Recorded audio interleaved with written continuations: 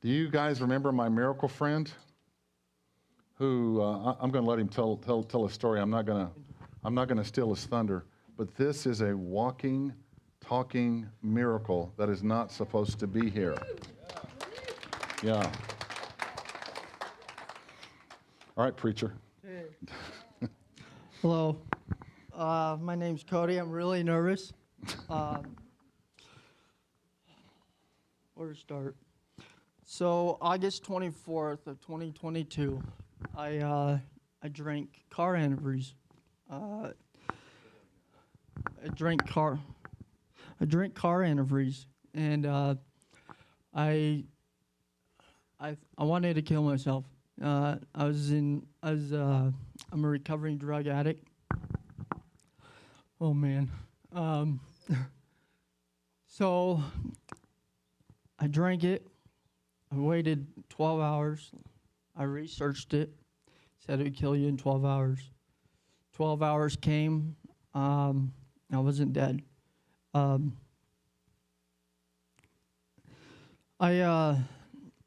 can't really remember the whole thing, what happened, but I knew I had to go to work, and my friend worked at the hospital, and he just dropped me off, and I walked across town. I worked at the Dairy Queen on Poplar, and I walked all the way to almost to work. I almost got to work, and I collapsed. And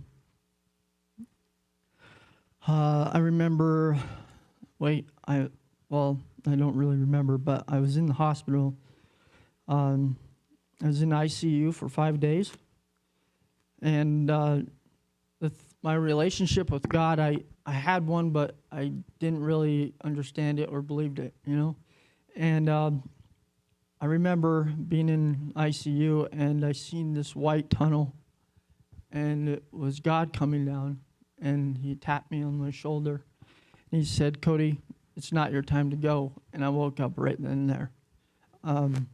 I spent from August 24th to the end of September.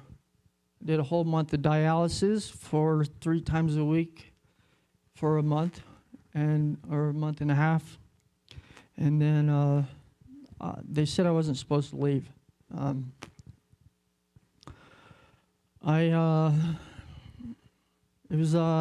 can't believe, I don't really remember when, but I think it was probably, I wasn't supposed to walk or eat or anything like that.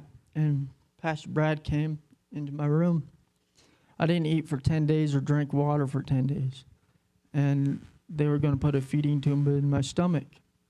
And Pastor Brad came and prayed over me and said, "You're going to eat today. God's going to let you eat today." So I went in for surgery, got the tube in.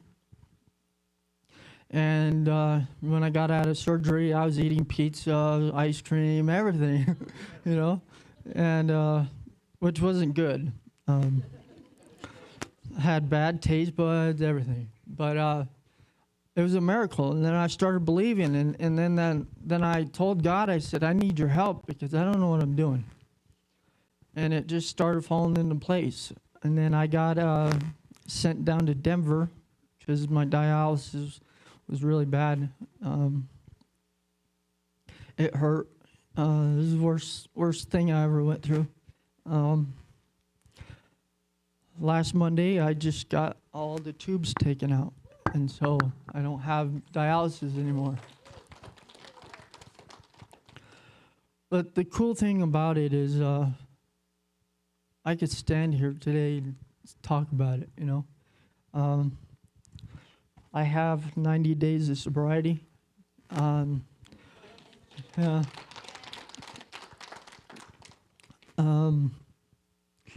I started doing more the God deal, and you know, I pray every morning. I do meditation every morning, and I'm not 100% still.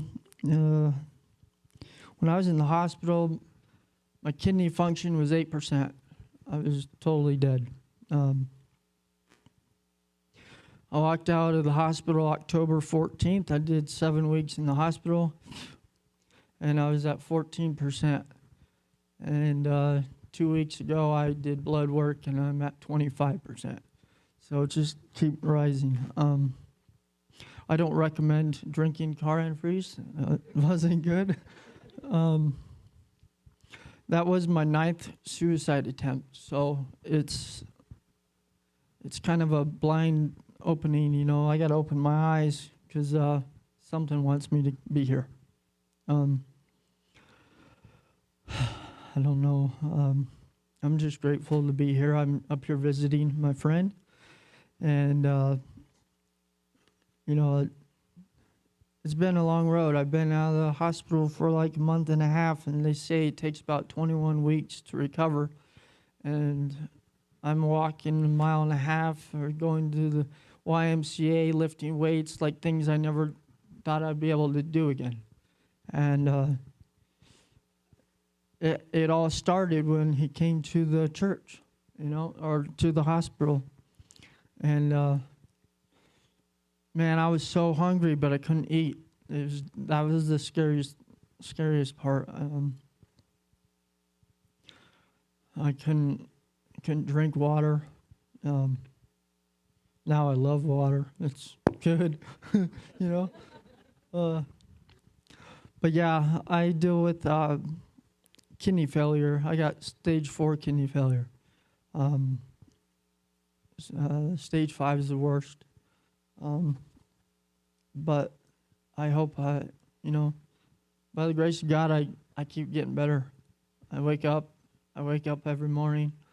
I could crawl out of bed. I could stand up. Not for very long, but I could stand up. I could eat a lot of food now, you know, it's good. Yeah, that's about all I got. I know if it wasn't for God, I wouldn't be standing here. That's the truth. I mean, I've had, like I said, 9 suicide attempts. I'll tell you one quick story. So my wife left me in 2020, and I got really down, depressed. Started doing drugs a lot and drinking a lot, and I thought nobody loved me or cared for me. So I went out to the garage, just stuck a rope up on the rafter, and I was going to hang myself. And I'm talking a 6,000-pound rope, tied the noose, was going to jump off my, it was like a platform for tools, you know, toolbox. And I stood on the top of that thing, and I was getting ready to hang myself. When I stepped off of the toolbox, the rope snapped. And I knew that was a God thing. I mean, you know, so that happened several times, you know, and I have a history of suicide, a history of drugs, and a history of alcohol, but not one time God's let me down, you know. So like they say, cats have 9 lives. I got 9 lives. That's all I got. It was really interesting when I walked in. Whenever I walked in, am I on? Am I on? Yeah, I guess I'm on now. I guess you got to push that button. Whenever I walked into Cody's room, I wasn't very nice, was I? No. Absolutely not. I said, "You're the biggest idiot I've ever seen." You know what I saw? I saw my son. And I saw his parents, and I saw the look on his parents' face, and I remembered having that look. He's an evangelist. So God's we're going to finish breaking off the suicide. He got born again tonight on the back row. We made double sure. Yeah, we made